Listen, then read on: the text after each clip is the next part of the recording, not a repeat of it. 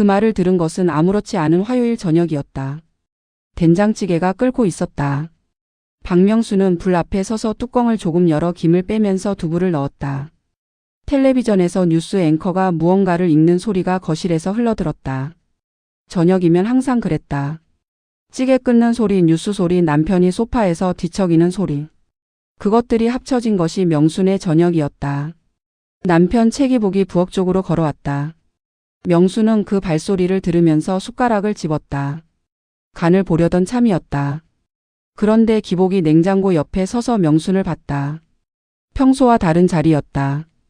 보통은 밥상이 차려질 때까지 소파에 있는 사람이었다. 할 말 있어. 명순이 숟가락을 들었다가 내렸다. 기복의 얼굴이 평소와 달랐다. 목소리가 낮았다. 눈을 맞추지 않았다. 명순은 오래 함께 살면서 이 사람의 표정을 읽는 법을 알았다. 좋지 않은 소식이 있을 때의 얼굴이었다. 뭔데요? 사업이 좀 어렵게 됐어. 명순은 가스 불을 줄이고 기복을 봤다. 어느 정도요? 기복이 손을 주머니에 넣었다. 그러더니 뺐다. 시선이 바닥을 향했다. 접어야 할 것 같아. 그 말이 부엌 안에서 떠다녔다. 명수는 아무 말도 하지 않았다. 하고 싶은 말이 없어서가 아니었다. 너무 많아서였다. 그 많은 말들이 한꺼번에 목까지 올라왔다가 어느 하나도 먼저 나오지 못하고 엉켜 있었다. 기복이 3년 전 퇴직금으로 시작한 작은 인테리어 사업이었다. 처음 1년은 괜찮았다. 두 번째 해에 흔들렸다. 명수는 알고 있었다. 물어볼 때마다 기복이 괜찮다고 했고 명수는 그 말을 믿고 싶어서 더 캐묻지 않았다. 그 선택이 지금 이 자리에 서 있었다. 얼마나?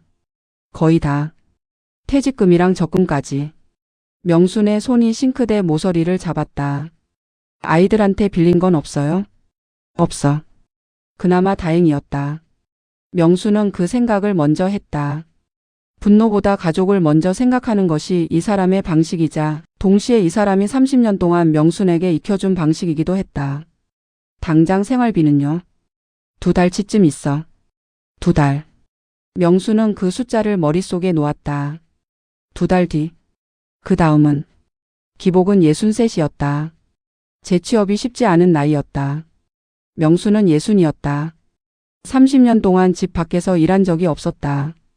찌개가 끓어 넘치려는 소리가 났다. 명수는 돌아서서 가스불을 껐다. 그리고 냄비 뚜껑을 닫았다. 손이 떨리지 않았다. 울지도 않았다. 지금은 그럴 시간이 아니었다. 밥 먹어요? 기복이 명순을 봤다. 화 안 나? 나요. 명순이 그릇을 꺼내면서 말했다. 밥 먹고 나서 나요. 두 사람은 말없이 밥을 먹었다. 찌개는 간이 조금 짰다. 명순이 간을 보다 말았으니 그럴 수밖에 없었다. 기복은 아무 말도 하지 않고 다 먹었다. 명순도 다 먹었다. 짠 찌개를 끝까지 먹는 것이 지금 할 수 있는 가장 단단한 일인 것 같았다. 설거지를 하고 나서 명순은 안방에 들어가 문을 닫았다. 혼자 앉아서 생각했다. 2달. 2달 뒤. 아들 민수는 결혼한 지 2년째고 애가 생겼다. 딸 지영은 서울에서 혼자 생활비를 감당하고 있다. 손 벌리기 어렵다. 집은 전세다. 기복은 새 일을 찾으려 할 것이다. 그러나 시간이 걸릴 것이다. 그렇다면 내가 해야 한다. 그 생각이 떠오른 것은 자연스럽지 않았다. 낯설고 이상했다. 내가 일을 한다. 내가 취업을 한다. 박명순이 어디 가서 일을 한다. 그 문장이 머릿속에서 자꾸 미끄러졌다. 말이 되지 않는 것처럼. 그러나 다른 방법이 없었다. 명수는 침대 맞 서랍을 열었다. 메모지를 꺼냈다. 그리고 썼다. 취업. 그 한 단어를 적고 한참 들여다봤다. 60살. 이력서. 면접. 그 단어들이 지금까지 자신의 삶과 아무 관련이 없었다는 것을 새삼 실감했다. 무서웠다. 솔직히 말하면 아주 많이 무서웠다. 그러나 메모지를 버리지 않았다. 서랍 안에 넣었다. 내일 아침에 다시 꺼내보기로 했다. 창밖에 어둠이 깊었다. 명수는 불을 끄고 누웠다. 기복이 거실에서 텔레비전을 보는 소리가 들렸다. 소리가 없는 것보다 나았다. 아무리 조용해도 사람이 있다는 소리가 있으면 달랐다. 명수는 눈을 뜬 채 천장을 바라봤다. 60살의 첫 번째 결심이 그렇게 시작됐다. 거창하지 않게, 조용하게, 메모지 한 장의 단어 하나로. 인터넷을 켠 것은 다음날 오전이었다. 기복이 나가고 나서 명수는 부엌을 치운 뒤 거실 소파에 앉아 딸한테 받은 태블릿을 꺼냈다. 지영이 작년 생일에 사준 것이었다. 유튜브 보는 법은 배웠는데 그 외에는 잘 몰랐다. 이력서 양식하고 검색했다. 화면에 양식들이 쏟아졌다. 무료 이력서, 간단 이력서, 취업용 이력서. 명수는 가장 기본적으로 보이는 것을 골랐다. 다운로드 버튼을 눌렀다. 파일이 열렸다. 칸이 많았다. 성명, 생년월일, 연락처, 주소. 그것까지는 채웠다. 그 다음부터 문제였다. 학력. 고등학교 졸업이었다. 대학에 가고 싶었다. 국문과에 가고 싶었다. 시험도 봤다. 붙었다. 그런데 그의 아버지가 아프셨다. 등록금이 없었다. 그리고 이듬해에 기복을 만나 결혼했다. 대학 칸에는 아무것도 쓸 수 없었다. 경력. 명수는 그 칸 앞에서 오래 멈추었다. 30년이었다. 30년 동안 무엇을 했는가? 아침 6시에 일어나 밥을 지었다. 아이들 학교 보냈다. 장을 봤다. 청소를 했다. 시어머니 병수발을 3년 했다. 아이들 학원 데리고 다녔다. 명절 음식을 했다. 이웃과 경조사를 챙겼다. 그 모든 것들이 경력 칸에 들어갈 수 없었다. 경력 없음. 그 두 글자를 쓰고 나서 명수는 한참 화면을 바라봤다. 서러웠다. 처음에는 그냥 막막함인 줄 알았다. 그런데 눈이 뜨거워지는 것을 느끼면서 깨달았다. 이것은 서러움이었다. 30년을 살았는데 이력서에 쓸 것이 없다는 것이. 그 30년이 어디에도 기록되지 않는다는 것이. 명수는 눈물을 닦고 자기소개서 칸을 열었다. 지원 동기를 쓰시오. 명수는 한 글자도 쓰지 못했다. 무엇을 지원할지도 정하지 않은 채로 자기소개서를 쓰려니 당연한 일이었다. 태블릿을 덮었다. 딸 지영에게 전화를 했다. 지영은 점심시간에 받았다. 목소리가 밝았다. 엄마, 무슨 일이야? 취업 좀 하려고. 전화 너머에서 지영이 잠깐 멈추었다. 엄마가요? 그래. 어디서? 그게. 잘 모르겠어. 이력서를 어떻게 쓰는지도 모르겠고. 지영이 숨을 한 번 내쉬었다. 엄마, 지금 시간 있어? 영상통화해. 지영이 화면에 뜨자마자 명순 앞에 놓인 태블릿을 보더니 웃음을 터뜨렸다. 엄마, 이력서 양식이 왜 이렇게 복잡한 걸로 열려 있어? 이거 대기업 지원용이잖아. 다 똑같은 거 아니야? 아니거든요. 잠깐만요. 지영이 간단한 양식을 보내주었다. 훨씬 짧았다. 지영이 하나씩 설명해줬다. 경력 칸에 아무것도 없어도 된다고.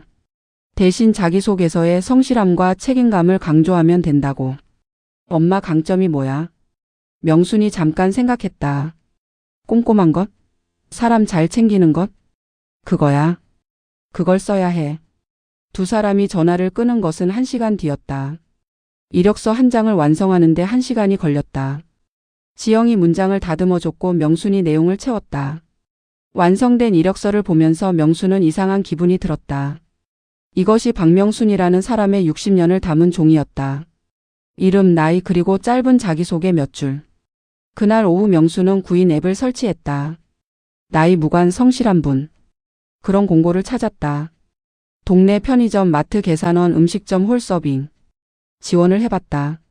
3곳에 냈다. 이틀이 지났다. 한 곳에서 연락이 왔다. 면접을 보러 왔는데 나이를 확인한 담당자가 난감한 표정을 지었다. 저희가 좀 바쁜 곳이라서 빠르게 익히셔야 하는데 열심히 하겠습니다. 저희가 연락드릴게요. 연락은 오지 않았다. 나머지 2곳은 전화 상담에서 나이를 말하는 순간 말이 달라졌다. 한 곳은 이미 채용이 됐다고 했다. 한 곳은 내부 사정으로 채용을 미루게 됐다고 했다. 명순은 저녁을 차리면서 아무 말도 하지 않았다. 기복은 명순이 취업 준비를 하는 것을 몰랐다. 아직 말하지 않았다. 말했다가 괜히 무안해질 것 같아서. 붙고 나서 말하려고 했는데 붙은 곳이 없었다. 설거지를 하면서 명수는 생각했다. 세상이 나한테 문을 안 열어주는 것인가? 아니면 내가 두드리는 방법을 모르는 것인가? 두 번째일 가능성이 더 높았다. 그렇다면 방법을 찾으면 됐다. 명수는 수세미로 냄비를 박박 닦으면서 그 생각을 단단히 쥐었다. 한번 해보는 거야. 한 번 더. 그날은 장을 보러 나가는 길이었다. 집에서 마트까지는 걸어서 15분이었다. 명수는 장바구니를 들고 골목을 걸었다. 겨울이 끝나가는 중이었다. 바람이 아직 찼지만 햇볕이 전보다 길어졌다. 담벼락 아래에 이름 모를 풀이 조금씩 올라오고 있었다. 명수는 그것을 보면서 걸음을 늦췄다. 어릴 때 이런 풀을 보면 이름을 알고 싶었다. 식물도감을 들고 다니면서 하나씩 찾아봤다. 국문과에 가고 싶었던 것도 그런 마음과 연결되어 있었다. 세상 모든 것에 이름을 붙이고 싶었다. 그것을 글로 쓰고 싶었다. 그 마음이 마지막으로 선명했던 것이 언제였는지 명수는 기억하지 못했다. 걷다 보니 평소에 잘 지나치지 않는 골목으로 들어섰다. 가게들이 드문드문 있는 골목이었다. 철물점, 작은 꽃집, 그리고 서점이었다. 명수는 걸음을 멈추었다. 동네에 서점이 있다는 것을 몰랐다. 유리문 너머로 책들이 가득 꽂힌 선반이 보였다. 아늑했다.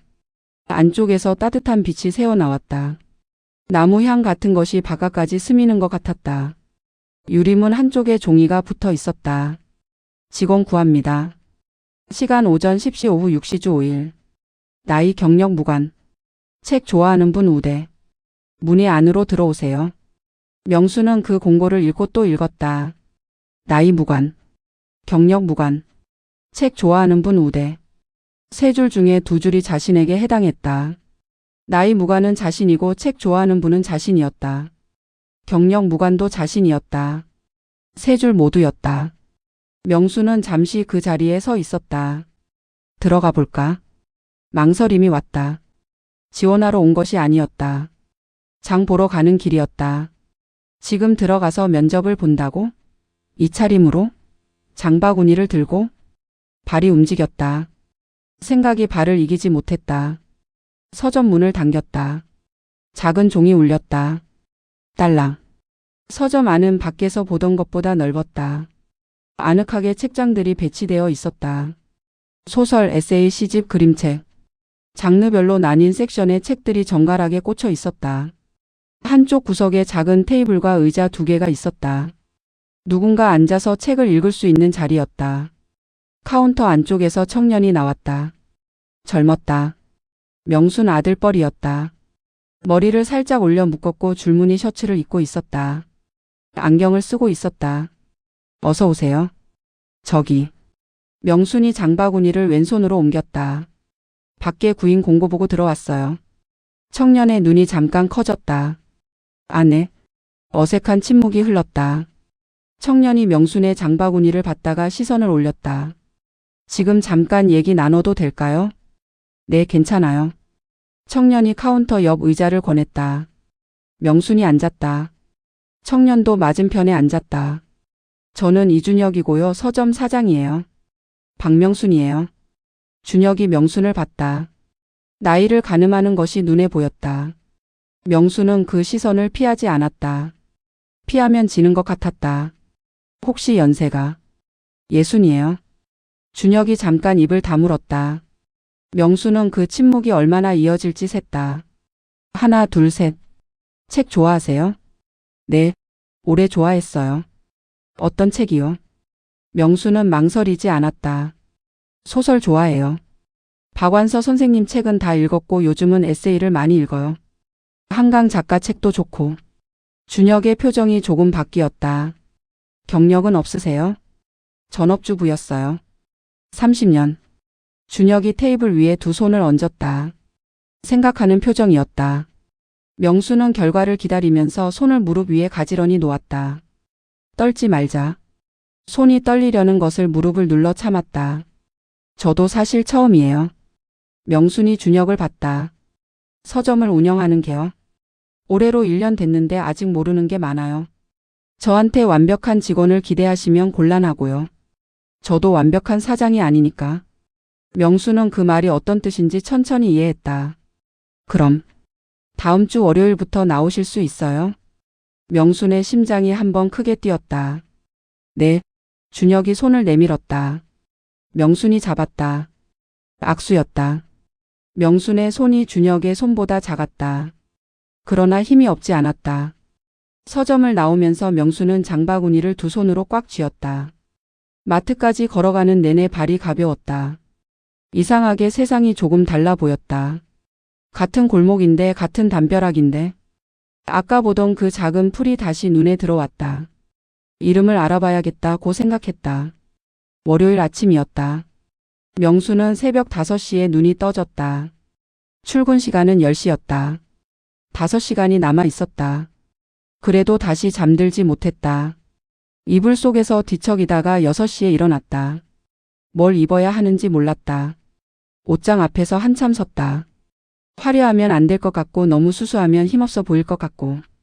결국 남색 면바지에 흰 셔츠를 골랐다. 깔끔하게 보이는 것이 제일 나을 것 같았다. 머리는 단정하게 뒤로 묶었다. 기복은 아직 자고 있었다. 명수는 혼자 밥을 차렸다. 기복에게는 지난주에 말했다. 서점에 취업했다고. 기복의 반응은 기대했던 것보다 나빴다. 서점? 동네 서점? 그래요. 거기서 뭘 번다고. 적어도 내가 쓸 돈은 벌잖아요. 기복이 텔레비전 쪽으로 시선을 돌렸다. 명수는 그 옆모습을 보면서 더 말하지 않았다. 말을 더 보태면 싸움이 됐다. 지금은 싸울 에너지가 없었다. 9시 반에 집을 나섰다. 서점까지는 걸어서 20분이었다. 명수는 일부러 천천히 걸었다. 빨리 도착하면 너무 일찍 나온 것처럼 보일 것 같아서. 골목 어귀에서 잠깐 멈추고 숨을 한 번 고른 뒤 서점 문을 열었다. 준혁이 이미 와 있었다. 재고 박스를 열고 있었다. 명순을 보더니 일어섰다. 오셨어요? 정확하시네요. 일찍 왔나요? 딱 맞아요. 준혁이 명순에게 앞치마를 건넸다. 연두색 앞치마였다. 서점 로고가 작게 새겨져 있었다. 오늘은 기본적인 것들 알려드릴게요. 그 기본적인 것들이 문제였다.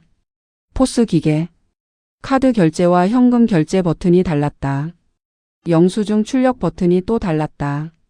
준혁이 2번 설명해줬는데 3번째에 실수를 했다. 준혁이 다시 설명했다. 명수는 적었다. 작은 수첩에 하나씩 받아 적었다. 재고 관리 앱.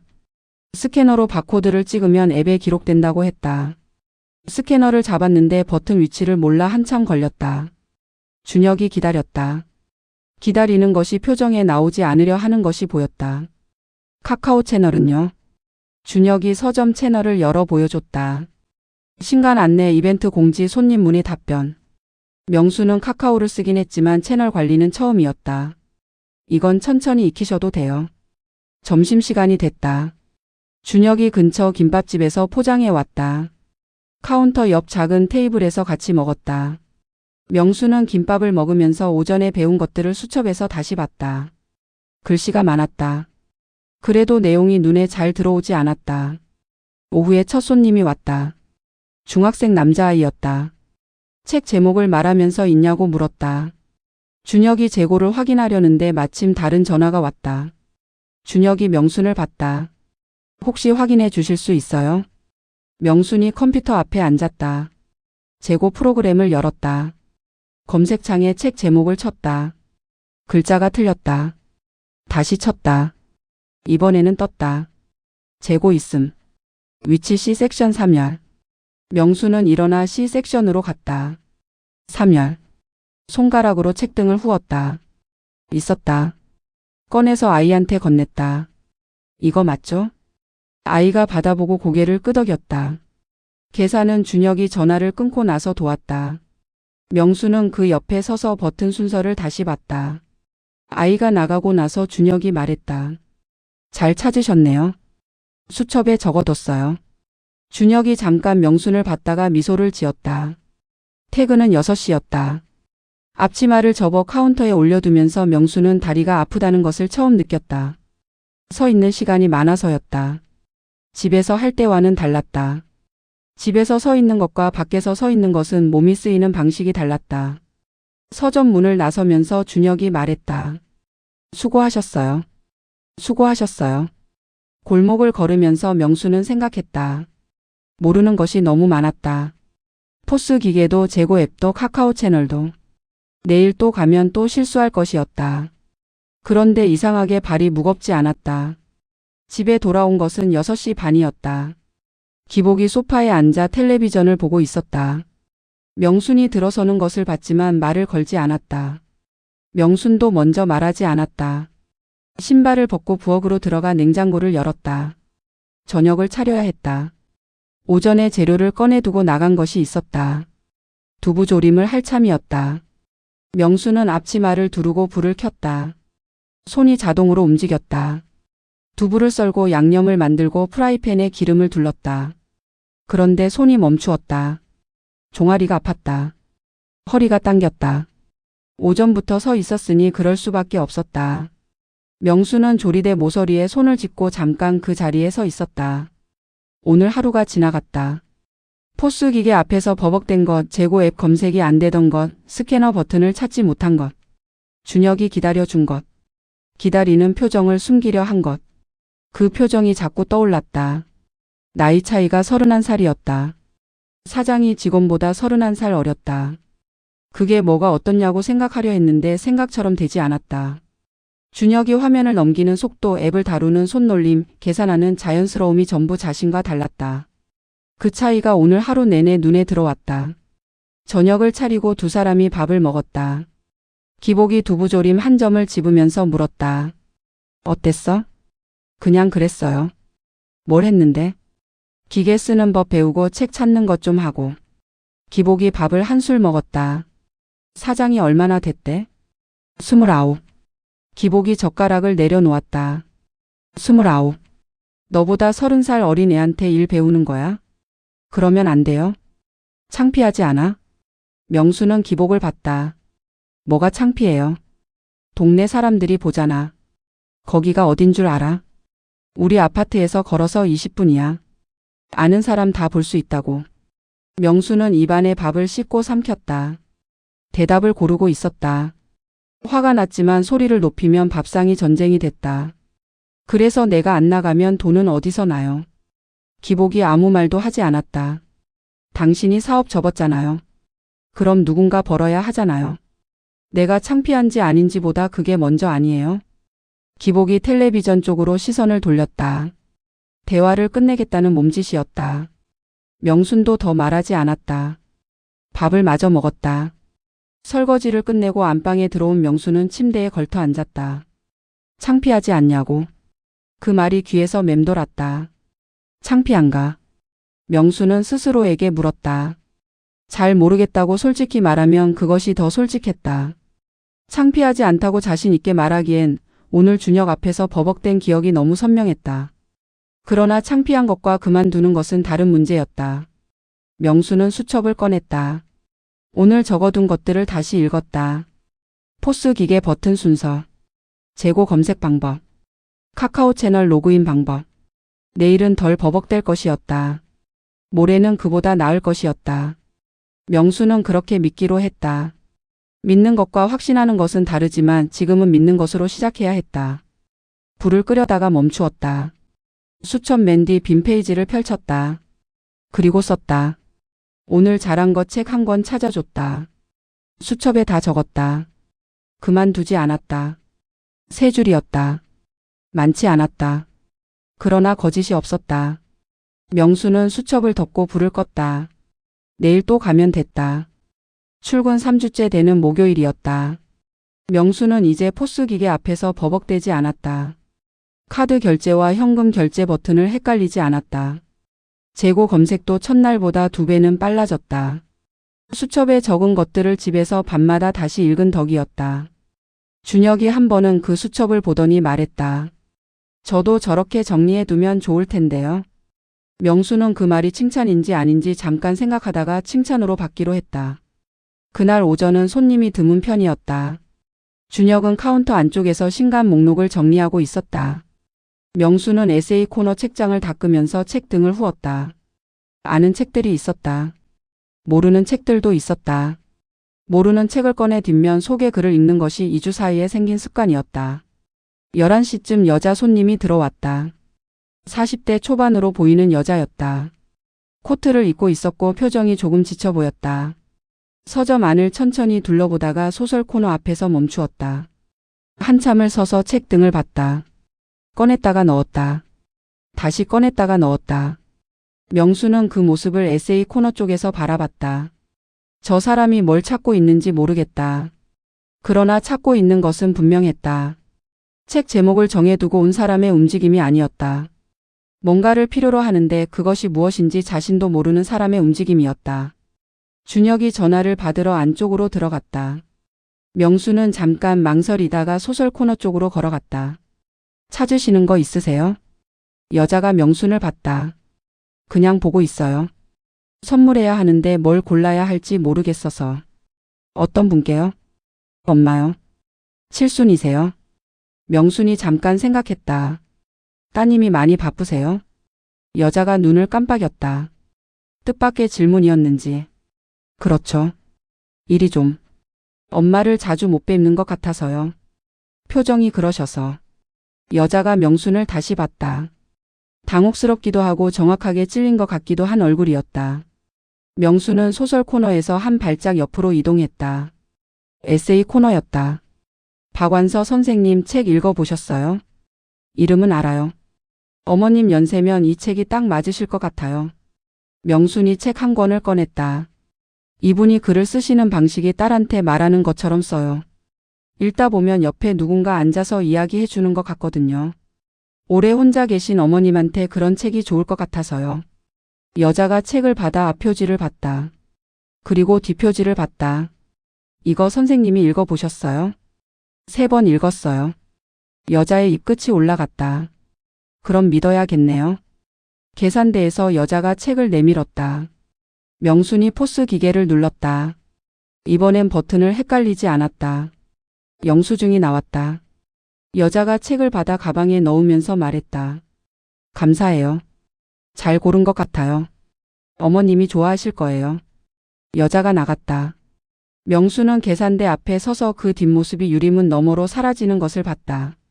심장이 이상하게 따뜻했다. 잘 고른 것 같다고 했다. 감사하다고 했다. 안쪽에서 전화를 끄는 준혁이 나왔다.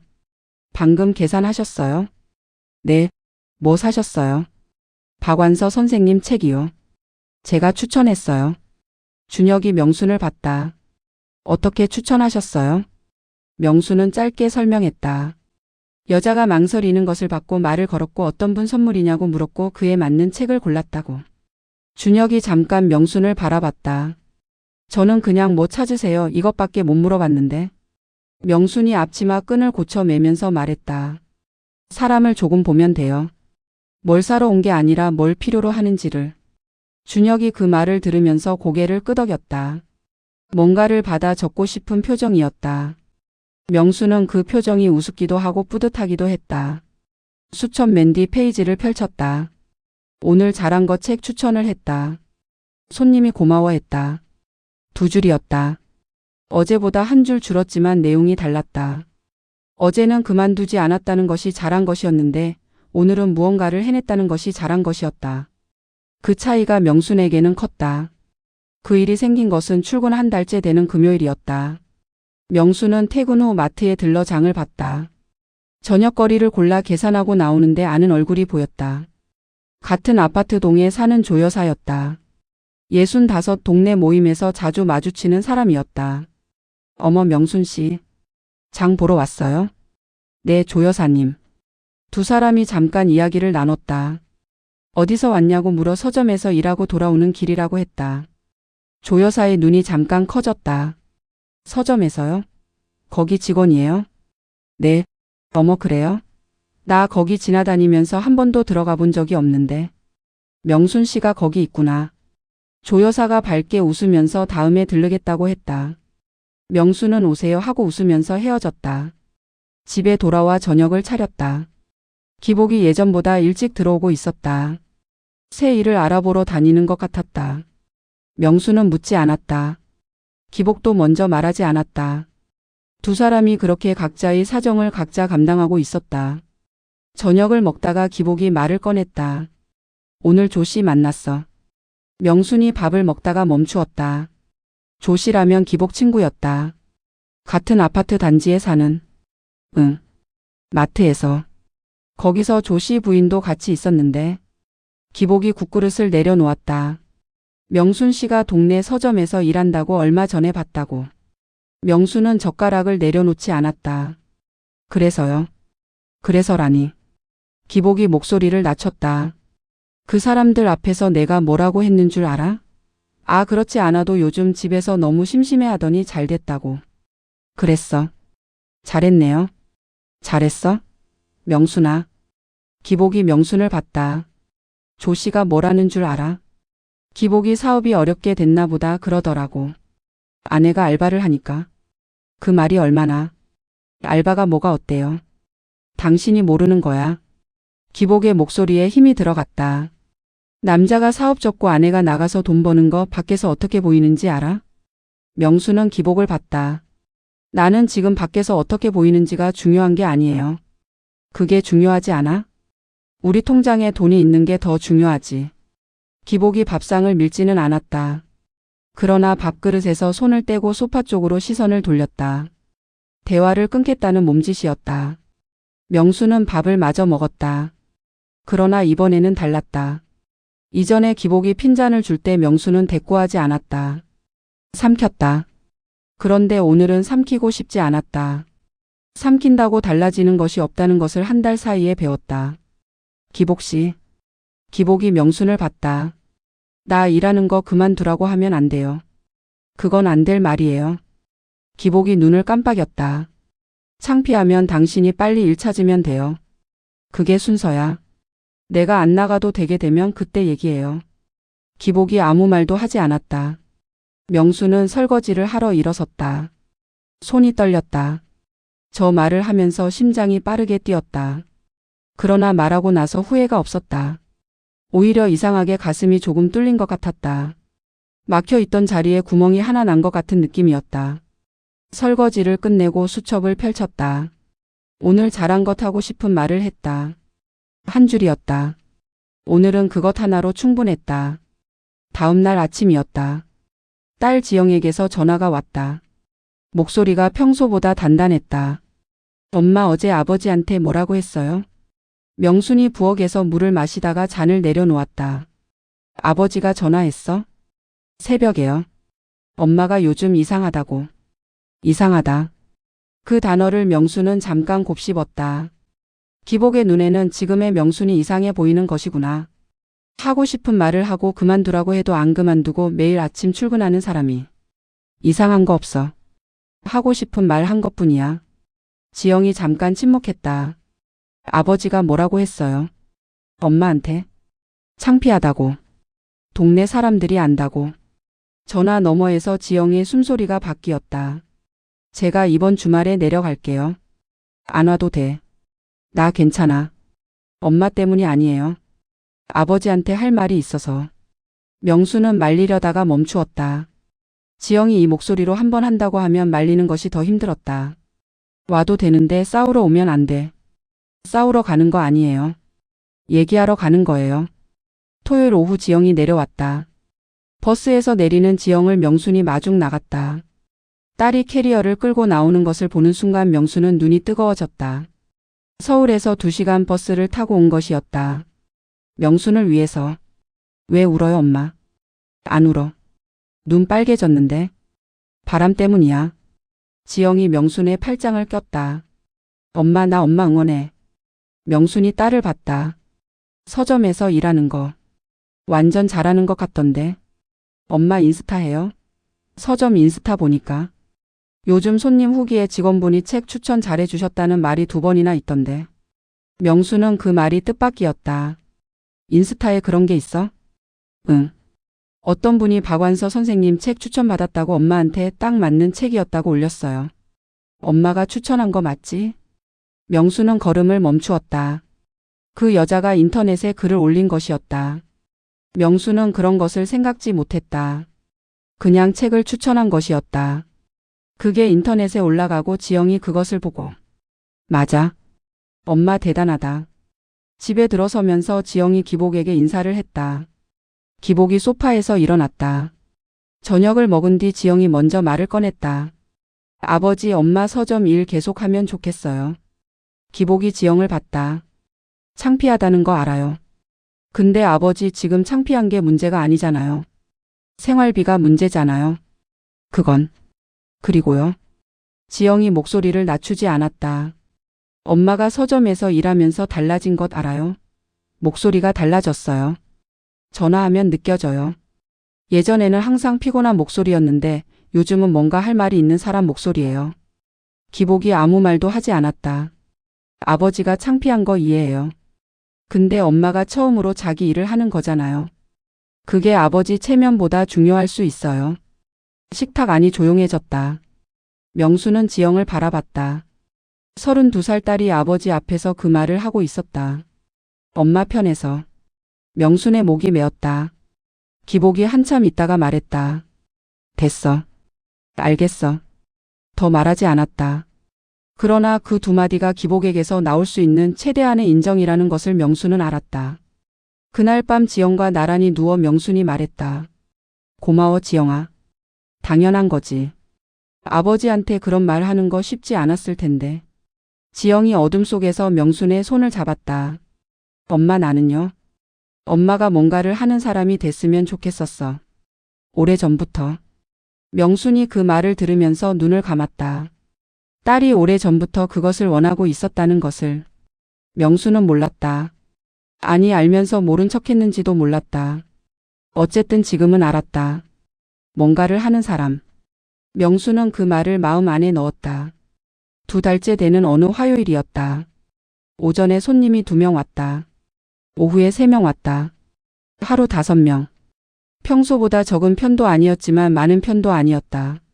준혁이 카운터 앞에서 매출 장부를 보는 것을 명순이 봤다. 그 눈빛이 밝지 않았다. 퇴근 전에 명순이 물었다. 요즘 손님이 줄었어요? 준혁이 잠깐 망설이다가 솔직하게 말했다. 겨울이 성수기가 아니기도 하고 온라인 서점이 배송이 빠르니까요. 동네 서점이 이기기 어려운 부분이 있어요. 명수는 앞치마를 벗으면서 그 말을 들었다. 사람들이 여기 올 이유가 있어야 하는 거네요. 그렇죠. 책만 팔면 온라인이랑 싸워야 하니까. 뭔가 다른 게 있어야 하는데. 명순이 앞치마를 개면서 잠깐 생각했다. 독서 모임은요? 준혁이 명순을 봤다. 여기서요? 저쪽 테이블 있잖아요. 거기 의자 몇 개 더 놓으면 10명은 앉아요. 동네 분들 모아서 한 달에 2번 같이 책 읽고 이야기 나누는 거요. 준혁이 테이블 쪽을 봤다. 그런 거 운영해 보신 적 있어요? 없어요. 저도 없고요. 그러니까 같이 해보는 거죠. 준혁이 명순을 봤다. 젊은 눈이었다. 가능한가 가늠하는 눈이었다. 사람들이 올까요? 요즘 그런 거에 관심 있는 분들이 많지 않아서. 동네 아주머니들은 관심 있어요. 명순이 말했다. 심심하거든요. 모일 이유만 있으면 모여요. 책이 핑계가 되면 더 좋고. 준혁이 생각하는 표정이었다. 비용은요? 참가비 소액 받으면 돼요. 커피 한 잔가. 서점에서 마실 것 준비하고. 그달 읽을 책은 여기서 구입하게 하면 자연스럽게 매출도 생기고. 준혁이 팔짱을 꼈다가 풀었다. 언제부터요? 다음 달부터. 제가 사람 모아볼게요. 준혁이 잠깐 명순을 봤다. 해보죠. 명순은 그날 퇴근하면서 머릿속이 바빴다. 누구를 모아야 할지 생각했다. 조 여사. 한번 들르겠다고 했다. 경로당 봉사 모임 아주머니들. 아파트 단지 게시판. 명수는 핸드폰을 꺼내 연락처를 스크롤했다. 저녁을 먹은 뒤 식탁에 앉아 모임 안내문을 썼다. 손으로 썼다. 컴퓨터로 하면 지영에게 부탁해야 하는데 이건 명순이 직접 쓰고 싶었다. 동네 책 읽기 모임을 시작합니다. 한 달에 2번 골목 서점에서. 책을 좋아하는 분, 책이 궁금한 분, 그냥 사람이 그리운 분. 모두 오세요. 마지막 줄을 쓰고 명순이 읽었다. 그냥 사람이 그리운 분. 그 줄이 마음에 들었다. 책 모임이지만 사실은 사람 모임이었다. 사람이 필요한 사람들이 책을 핑계로 모이는 것. 그것이 명순이 생각하는 독서 모임이었다. 기복이 식탁 위에 종이를 봤다. 뭐야? 독서 모임 안내문이요? 서점에서 하려고. 기복이 종이를 들어 읽었다. 아무 말도 하지 않고 내려놓았다. 그러나 이번에는 핀잔을 하지 않았다. 그것만으로도 지난달과 달랐다. 명수는 안내문을 5장 더 썼다. 내일 조여사한테 1장, 경로당에 1장, 아파트 게시판에 1장, 서점 유리창에 1장. 그리고 1장은 수첩 사이에 끼워뒀다. 나중에 오래 기억하고 싶어서. 독서 모임 첫날은 셋째 주 수요일 오후 2시였다. 명수는 아침부터 서점에 일찍 나갔다. 테이블을 중앙으로 옮기고 의자를 6개 붙였다. 준혁이 커피 머신을 꺼냈다. 명순이 집에서 만들어 온 율무차를 보온병에 담아왔다. 책상 위에 그달 읽기로 한 책을 한 권씩 올려뒀다. 그달의 책은 명순이 골랐다. 얇고 읽기 쉬운 에세이였다. 일상에 대한 이야기, 밖과 계절과 사람에 대한 글들. 이것을 읽고 이야기 나눌 수 있는 것들이 많을 것 같아서 골랐다. 2시 5분 전부터 사람들이 들어오기 시작했다. 조 여사가 먼저 왔다. 그 뒤로 경로당에서 본 적 있는 아주머니 둘. 아파트 게시판을 보고 왔다는 40대 여자. 그리고 마지막으로 오말순이 들어왔다. 오말순은 명순보다 2살 아래였다. 동네에서 모르는 사람이 없는 아주머니였다. 말이 빠르고 목소리가 컸다. 명순과 아는 사이였지만 친한 사이는 아니었다. 선물 받았냐, 눈치 있냐 따지는 것을 좋아하는 사람이었다. 오말순이 들어서면서 테이블을 둘러봤다. 어머, 명순 씨가 이런 걸 만들었어요? 네. 서점 직원이에요? 여기서 일해요? 그래요. 오말순이 자리를 잡으면서 책을 들었다.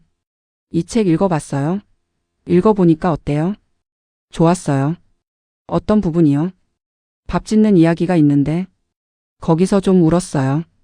오말순이 눈썹을 올렸다. 밥 짓는 얘기에서 운다고요? 읽어보면 알아요. 준혁이 커피와 율무차를 내왔다.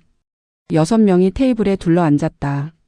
명순이 오늘 모임 방식을 간단히 설명했다. 책에서 기억에 남는 문장 하나씩, 그리고 그 이유. 그것만 이야기하면 된다고. 처음 5분이 조용했다.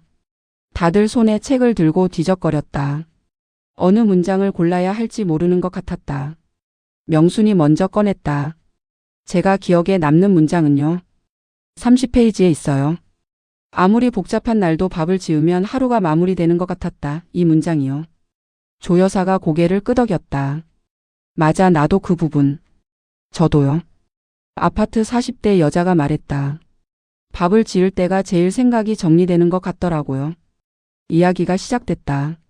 문장 하나에서 밥 이야기로, 밥에서 하루 이야기로, 하루에서 각자의 삶 이야기로 번져갔다. 오말순이 자기 이야기를 제일 길게 했다.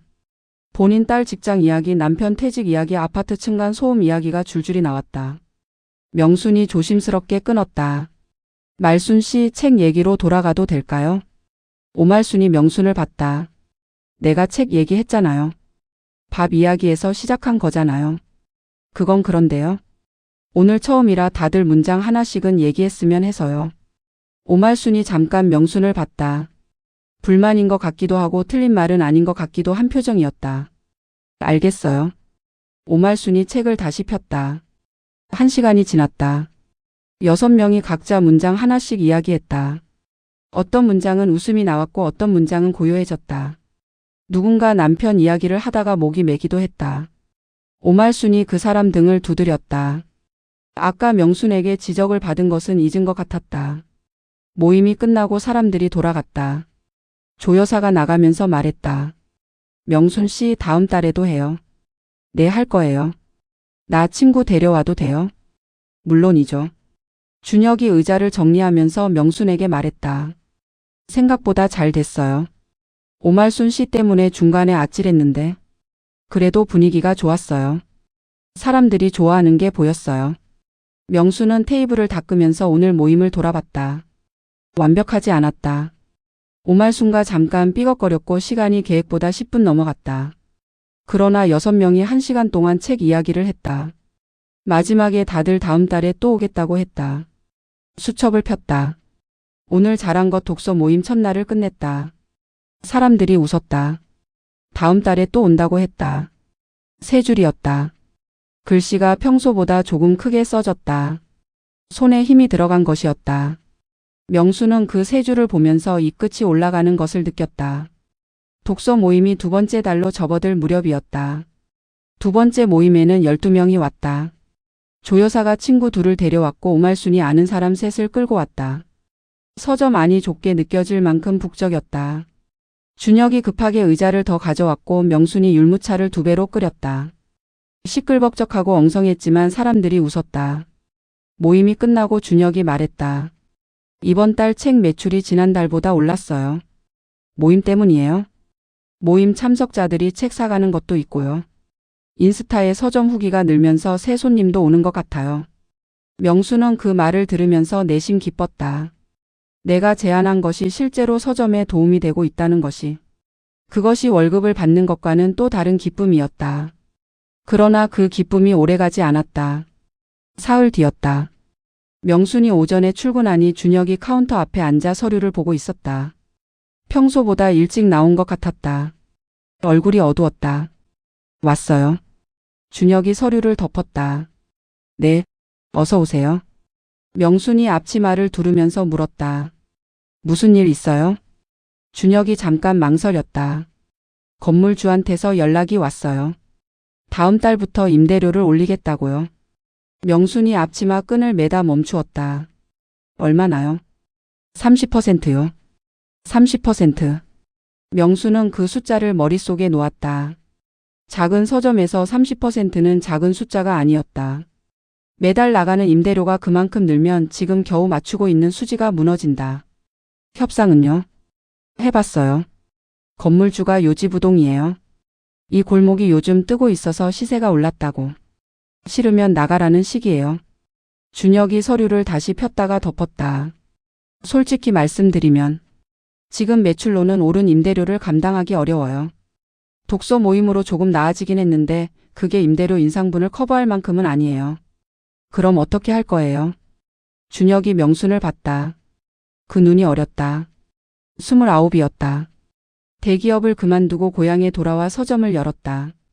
1년을 버텼다. 그런데 지금 이 표정은 버티는 것이 한계에 온 사람의 표정이었다. 이달 말까지 답을 줘야 해요. 아직 결정은 못했어요. 명수는 앞치마 끈을 마저 묶었다. 결정하기 전에 저한테 먼저 말해줘요. 준혁이 눈을 들었다. 제가 생각해 볼 게 있어서요. 준혁이 고개를 끄덕였다. 그날 오후 명수는 책장 사이를 정리하면서 계속 생각했다. 이 서점이 없어지면 안 된다. 이유가 여러 가지였다. 독서 모임에 나오는 사람들, 매주 오는 단골 손님들, 그리고 명순 자신. 명순에게 이 서점은 단순한 직장이 아니었다. 처음으로 자신이 쓸모 있다고 느끼는 장소였다. 처음으로 하루가 의미 있다고 느끼는 장소였다. 이것을 잃을 수 없었다. 퇴근하면서 명수는 오말순에게 전화를 걸었다. 말순 씨, 나 좀 도와줄 수 있어요? 오말순을 만난 것은 다음날 아침 동네 카페였다. 오말순이 먼저 와서 아메리카노를 시켜두고 있었다. 명순이 들어서자 손을 흔들었다. 명순은 율무차를 시키고 자리에 앉았다. 무슨 일이에요? 목소리가 심상치 않더라고. 명순이 서점 사정을 설명했다. 임대료 인상. 이달 말 기한. 지금 매출로는 감당이 어렵다는 것. 오말순이 잔을 내려놓았다. 그럼 서점 문 닫는 거예요? 그렇게 될 수 있어요. 그래서요. 명순이 오말순을 봤다. 독서 모임 사람들한테 사정을 알리고 싶어요. 강요하는 게 아니라 알고 싶은 사람은 알아야 한다고 생각해서요. 그리고 서점을 살리고 싶은 사람이 있으면 같이 방법을 생각해 보고 싶어요. 오말순이 명순을 바라봤다. 나한테 뭘 도와달라는 거예요? 말순 씨가 발이 넓잖아요. 독서 모임 사람들한테 연락 돌려줄 수 있어요? 나는 조여사 쪽으로 하고. 오말순이 잔을 두 손으로 감쌌다. 생각하는 시간이 잠깐 흘렀다. 명순 씨. 네. 솔직히 말하면 처음에 명순 씨가 서점에 있다는 거 알고 좀 이상했어요. 우리 나이에 남의 서점 직원이라니. 무슨 사연이 있나 했지. 명순은 그 말을 들으면서 내색하지 않았다. 근데요? 오말순이 계속했다. 독서 모임 와보니까 달랐어요. 명순 씨가 사람들 이야기 듣는 거 보니까. 누가 말할 때 그냥 듣는 게 아니라 진짜 듣더라고요. 그리고 책 고르는 것도. 나한테 추천해준 책 집에서 울면서 읽었어요. 명순이 오말순을 봤다. 그 서점 없어지면 안 되겠다 싶었어요. 독서 모임도 없어지는 거잖아요. 오말순이 핸드폰을 꺼냈다. 내가 연락 돌릴게요. 오늘 저녁까지. 명순이 고개를 끄덕였다. 이틀 뒤 서점에 독서 모임 회원 11명이 모였다. 정식 모임 날이 아닌데도 다들 왔다. 준혁이 당황한 얼굴로 의자를 가져왔다. 명순이 사정을 설명했다. 임대료 인상 문제 이달 말 기한. 조 여사가 먼저 말했다. 우리가 뭘 할 수 있어요? 첫째로 아는 사람들한테 서점 알려주는 거요. 직접 와서 책 사는 게 제일 좋고요. 온라인 후기도 도움이 돼요. 둘째로 건물주한테 임대료 인상 재고를 요청하는 서명이요. 동네 주민들이 이 서점을 필요로 한다는 것을 보여주는 거예요. 40대 여자가 손을 들었다. 서명은 제가 할게요. 저 그런 거 좀 알아요. 또 다른 회원이 말했다. 저는 인스타에 올릴게요. 팔로워가 좀 있어서. 오말순이 말했다. 나는 아파트 분여회에 얘기할게요. 거기 회원이 40명이에요. 명수는 그 말들을 들으면서 가슴이 뭉클했다. 억지로 모인 것이 아니었다. 이 사람들이 자발적으로 왔고 자발적으로 나서고 있었다. 책 한 권을 함께 읽은 사람들이 이렇게 됐다. 준혁이 구석에 서서 그 광경을 보고 있었다. 명순과 눈이 마주쳤다. 준혁이 고개를 한번 숙였다. 고맙다는 뜻이었다. 말이 없었지만 분명했다. 일주일이 지났다. 서명이 40명을 넘겼다. 인스타 후기가 늘면서 주말 손님이 평소의 2배가 됐다. 오말순이 부녀회를 통해 소문을 냈고 동네 맘카페에도 글이 올라갔다. 건물주에게서 연락이 왔다. 인상폭을 30%에서 10%로 낮추겠다고. 완전한 승리가 아니었다. 그러나 감당할 수 있는 숫자였다. 준혁이 그것을 명순에게 말했을 때 명순은 앞치마를 두른 채 책장 앞에 서 있었다. 됐어요? 네. 명순 씨 덕이에요. 명순이 손에 들고 있던 책을 선반에 꽂았다. 제 덕이 아니에요. 사람들 덕이에요. 사람들 모은 게 명순 씨잖아요. 명순은 대답하지 않았다. 다음 책을 집어 자리를 찾았다. 손이 바빠야 눈물이 안 나왔다. 서점이 살아남은 뒤로 며칠이 지난 어느 저녁이었다. 손님이 없는 마감 시간이었다. 준혁이 카운터를 정리하고 명순이 책장을 닦았다. 두 사람이 서점 안에 둘이었다. 바깥에서 바람 소리가 들렸다. 겨울이 끝나가고 있었다. 준혁이 먼저 말을 꺼냈다. 명순 씨, 저 사실 한번 그만두려고 했어요. 명순이 걸레를 멈추었다. 서점 말이에요? 네. 2달 전에. 독서 모임 하기 전에요. 매출이 안 나오고 부모님은 왜 대기업을 그만뒀냐고 하시고. 내가 잘못 선택한 건가 싶었어요. 명순이 책장에서 등을 떼고 준혁을 봤다. 준혁이 카운터 위에 팔꿈치를 얹었다. 그때 명순 씨가 처음 왔잖아요. 장바구니 들고. 솔직히 처음엔 당황했어요. 60살 지원자는 처음이어서. 근데 책 이야기하는 거 보고 뽑았어요. 눈빛이 달랐어요. 무슨 눈빛이요? 책 얘기할 때 좋아하는 게 보이는 눈빛이죠. 저도 그 눈빛으로 이 서점 열었거든요. 명순이 걸레를 손에서 옮겼다. 무서웠어요? 명순이 물었다. 서점 열 때? 엄청요. 준혁이 웃었다. 쑥스러운 웃음이었다. 회사 다닐 때 월급 받는 게 얼마나 안정적인지 나와 보니까 알겠더라고요. 근데 그게 전부면 너무 아쉬울 것 같아서. 뭔가 내 것을 해보고 싶었어요. 명수는 그 말을 들으면서 생각했다. 29과 예순이 지금 같은 이야기를 하고 있었다. 뭔가 내 것을 해보고 싶다는 마음. 나이가 달랐고 선택의 무게가 달랐지만 그 마음은 같았다. 저는요? 명순이 말했다. 예순에 처음 이력서를 썼어요. 써보니까 30년이 아무것도 없더라고요. 경력하네. 준혁이 명순을 봤다. 근데 있잖아요, 준혁 씨. 없는 줄 알았던 게 여기 와보니까 있었어요. 사람 읽는 것. 책 좋아하는 것. 오래 기다릴 줄 아는 것. 그게 이력서에 안 써진다고 없는 게 아니더라고요.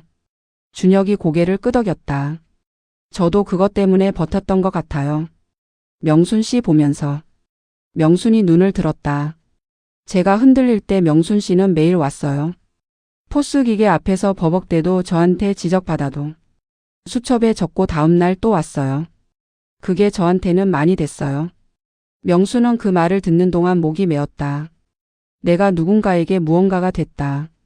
30년 동안 가족에게 필요한 사람이었지만 그것은 당연한 것이어서 특별하게 느껴지지 않았다. 그런데 지금 이 29 청년이 명순이 자신에게 도움이 됐다고 말하고 있었다. 준혁 씨. 네. 이 서점 오래 해요. 준혁이 잠깐 명순을 봤다가 웃었다. 그럴게요. 나도 오래 다닐 거예요. 감사해요, 명순 씨. 두 사람은 다시 각자의 일로 돌아갔다. 준혁이 카운터를 닫고 명순이 책장 마지막 칸을 닦았다. 서점 안이 조용했다. 책들이 선반에 가득했다. 따뜻한 조명이 그것들을 비추고 있었다. 명수는 걸레를 개면서 생각했다. 이 장소가 좋다. 이 일이 좋다. 그 마음이 2달 전과 달랐다. 2달 전엔 버티는 것이었다. 지금은 좋아서 오는 것이었다. 그 차이가 전부였다. 봄이 왔다. 서점 유리문 너머로 골목에 햇볕이 길게 들어오기 시작했다. 명순이 출근하면서 그 빛을 보는 것이 하루의 시작이 됐다. 아침에 문을 열면 햇볕이 책장 사이로 들어와 책 등에 닿았다. 명수는 그 광경이 좋아서 문을 열고 나서 잠깐 그 자리에 서 있는 버릇이 생겼다. 독서 모임 3번째 달에는 15명이 왔다. 서점 안에 다 들어올 수 없어서 의자를 밖 골목에도 놓았다. 봄 날씨였으니 가능한 일이었다. 안쪽과 바깥이 목소리로 연결된 채로 모임이 진행됐다. 엉성했지만 그 엉성함이 오히려 분위기를 만들었다. 지나가던 사람들이 멈추어 서서 들여다봤다. 뭐 하는 거냐고 묻는 사람도 있었다. 오말순이 당장 설명했다. 책 읽는 모임이에요. 다음 달에 같이 해요. 그 자리에서 2명이 연락처를 남겼다. 준혁이 그날 저녁 매출을 확인하면서 말했다. 이달 임대료 내고도 남아요. 명순이 의자를 접으면서 고개를 들었다. 처음이에요? 네. 운영 시작하고 처음으로 임대료 내고 남는 달이에요. 명수는 접던 의자를 다 접고 카운터 옆 벽에 세웠다. 잘 됐네요. 다 독서 모임 덕이에요. 명순 씨 덕이고요. 사람들 덕이에요. 저는 모이게만 했어요. 준혁이 장부를 덮었다. 명순 씨 이달부터 급여 조금 올려드릴게요. 명순이 준혁을 봤다. 아직 그러지 않아도 돼요. 아니에요. 드려야 해요. 명순 씨가 하신 일에 비하면 지금 급여가 너무 적어요.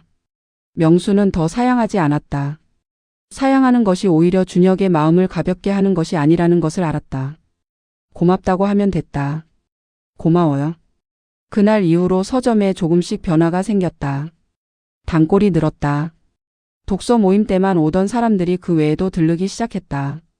점심 먹고 잠깐 들르는 사람, 퇴근하면서 책 한 권 사가는 사람, 아이 손잡고 그림책 코너에 오는 사람. 서점이 동네 안에서 자리를 잡아가는 것이 느껴졌다. 명순이 그것에 기여했다는 것을 명순 자신도 알았다. 그러나 그것을 자랑스럽다고 느끼는 것이 아직 낯설었다. 칭찬을 받으면 어쩔 줄 몰랐다. 오랫동안 칭찬을 받는 일이 없어서였다. 집에서도 달라진 것이 있었다. 기복이 새 일을 찾았다. 작은 건설 현장 관리 일이었다. 큰 자리가 아니었다. 그러나 기복이 아침에 일어나 나가는 것만으로도 집안의 공기가 달랐다. 저녁에 2 사람이 밥을 먹으면서 기복이 말했다. 서점이 좀 됐대? 명순이 고개를 끄덕였다. 요즘 손님이 늘었어요. 당신이 독서 모임 만든 거 그게 됐어? 사람들이 도와줬어요. 기복이 밥을 먹다가 말했다. 잘했네. 그 2 글자가 짧았다. 그러나 기복에게서 나온 잘했네는 짧아도 무게가 있었다. 명수는 그것을 알았다. 고마워요. 기복이 국그릇을 들었다. 더 말하지 않았다. 명순도 더 말하지 않았다. 2 사람이 조용히 밥을 마저 먹었다.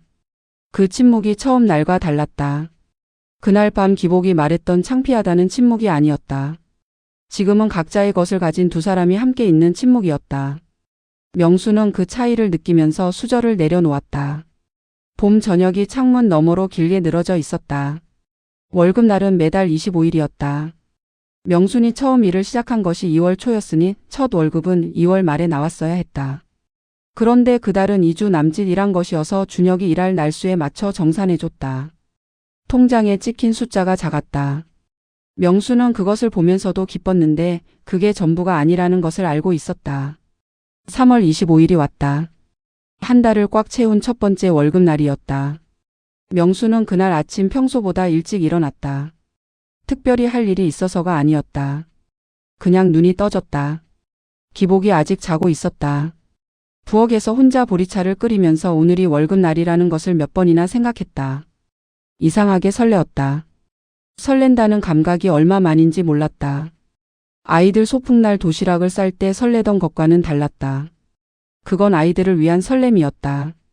지금 이것은 자신을 위한 설렘이었다. 내가 번 돈이 오늘 통장에 들어온다는 것에 대한. 출근해서 하루가 평소와 다르지 않게 흘렀다.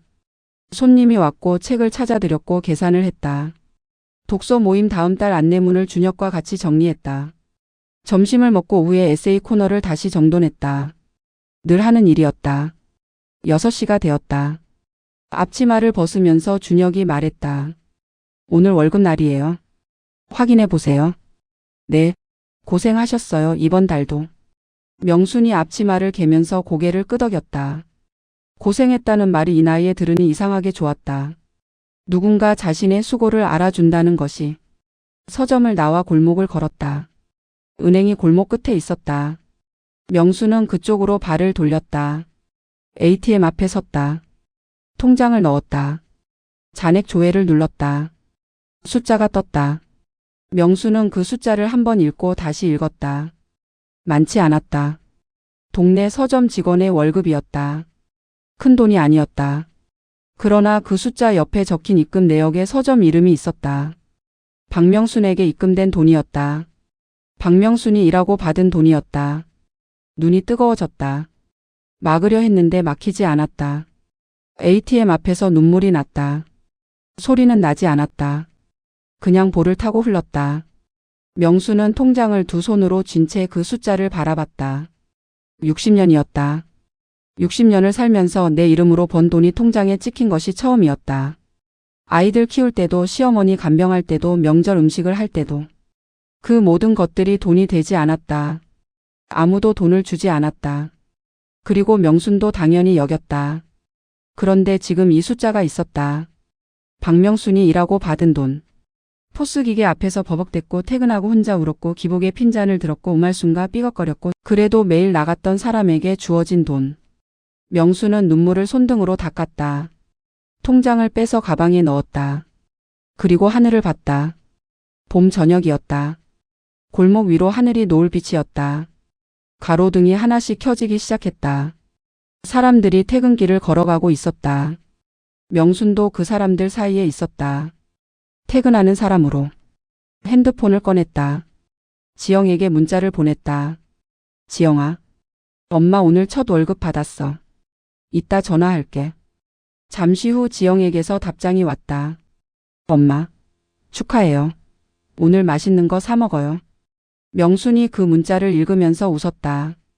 느낌표가 4개였다. 지영다웠다. 집으로 걸어가면서 명수는 생각했다. 오늘 맛있는 거 사 먹어야겠다. 기복이랑 같이. 물어보지도 않고 정했다. 기복이 싫다고 하면 혼자 먹으면 됐다. 어차피 명순이 번 돈이었다. 그 생각이 우습기도 하고 자랑스럽기도 했다. 골목 어귀에서 명수는 잠깐 멈추었다. 처음 서점 공고를 발견했던 자리였다. 나이 무관, 경력 무관, 책 좋아하는 분 우대. 그 세 줄 앞에서 망설이다가 문을 열었던 자리. 그때의 자신과 지금의 자신이 같은 자리에 서 있었다. 달라진 것이 있는지 모르겠다고 생각하다가 명수는 고개를 저었다. 달라졌다. 분명히 달라졌다. 그때의 명수는 이 문을 열어야 할지 말아야 할지 몰랐다. 지금의 명수는 이 문을 열기를 잘했다는 것을 안다. 그것으로 충분했다. 명수는 골목을 걸어 나갔다. 발걸음이 가벼웠다. 저녁 골목에 봄바람이 불었다. 이름 모를 풀이 담벼락 아래에서 흔들렸다. 명수는 그것을 보면서 생각했다. 다음에 도감을 찾아봐야겠다. 이 풀 이름이 궁금하다. 60살의 봄이 그렇게 걸어가고 있었다.